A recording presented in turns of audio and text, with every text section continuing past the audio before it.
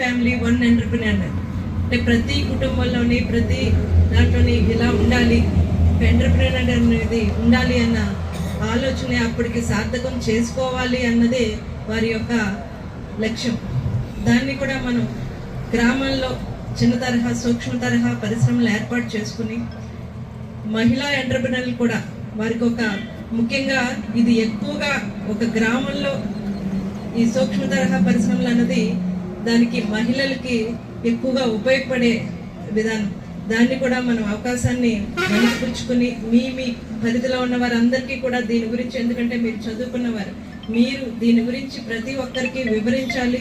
ఇక్కడ ఉన్నవారు కూడా మన గ్రామాల్లోకి వెళ్ళి వారి యొక్క ఎవరికైతే ఏదో చేయాలి, మనం ఏదో ఒకటి చేసుకోవాలి, ఒక వ్యాపారాన్ని అభివృద్ధి చేసుకోవాలనే ఆలోచన ఉన్న వాళ్ళకి ఇది ఒక చక్కటి ప్లాట్ఫామ్ అని ఈ సందర్భంగా తెలియజేసుకుంటున్నాను.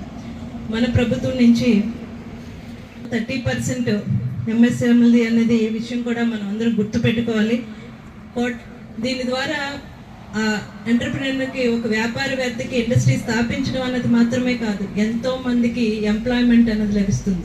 మన చుట్టుపక్కల ఇప్పటికీ ఎంతో మంది నిరుద్యోగ యువతకి ఒక ఎంప్లాయ్మెంట్ లభిస్తుంది. ఒక్కొక్క పరిశ్రమకి దానికి తగ్గట్టుగా ఆ పరిశ్రమకి సంబంధించి వారికి తగ్గట్టుగా ఎంప్లాయ్మెంట్ కూడా మనం ఇవ్వగలుగుతాం. వీటి వల్ల ఇవన్నిటిని కూడా ఎంత దీన్ని మనందరం వినియోగించుకుని ముందుకు తీసుకెళ్లాలని ఈ సందర్భంగా తెలియజేసుకుంటూ, మన నాయకుల లక్ష్యం ఏదైతే గ్రామాల్లో ఉపాధి కల్పిస్తే ఆ గ్రామ అభివృద్ధి జరుగుతుందో దాని ద్వారా దేశ అభివృద్ధి, ఒక ఆర్థిక బలానికి మనందరం దోహదపడడం అంటూ జరుగుతుంది. ఇవన్నీ మన రాష్ట్ర యువత ప్రతి గ్రామంలో ఒక అంటే సొంతంగా ఒక ఉపాధి ఏర్పాటు చేసుకుని అతనికి తగ్గట్టుగా పెంచడం అనేది నిజంగా ఒక చక్కటి అవకాశం.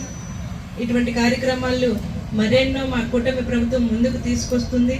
వాటిలన్నింటినీ కూడా మనం వినియోగించుకోవడంలోనే వారి ఆలోచనలకు ఒక లక్ష్యం అన్నది, ఆలోచన ఒక సార్థకత అన్నది ఉంటుందని ఈ సందర్భంగా మీ అందరికీ తెలియజేసుకుంటూ, మరొకసారి మన కూటమి ప్రభుత్వం నిరుద్యోగులకైతేనే, గ్రామ యువతకైతేనే, యువతకైతేనే అన్ని రకాల వర్గాల వారికి కూడా అండగా నిలబడుతుంది అన్నది ఇంత చక్కటి కార్యక్రమాలు ఒక్కొక్కటిగా మేము చేసుకుంటూ వెళ్ళడం అన్నది మరొకసారి వాటికి నిజమని నిరూపిస్తున్నాయని మరొకసారి తెలియజేసుకుంటూ ఈ కార్యక్రమానికి నన్ను ఆహ్వానించి